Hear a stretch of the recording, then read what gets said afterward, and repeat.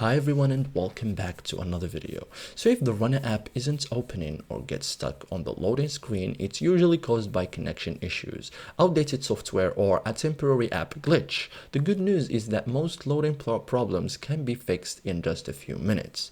In this guide, I will show you step by step how to fix the app not loading issue in Runna app in 2026 cleanly, correctly, and like a pro. So first thing first, why Runna isn't loading.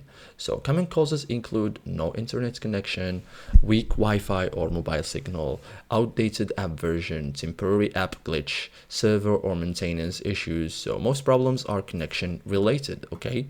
You can now check your internet connection. So turn on Wi-Fi or mobile data, open another app or website, return to Runna and try again. Runna needs internet to load. Okay, you can also restart the app. So close the Runna app completely, reopen the app and wait for it to load. So this fixes most temporary glitches. Okay, you can also restart your phone. So turn off your phone, wait 10 to 15 seconds and turn it back on, and then open Runna again. So this refreshes the system.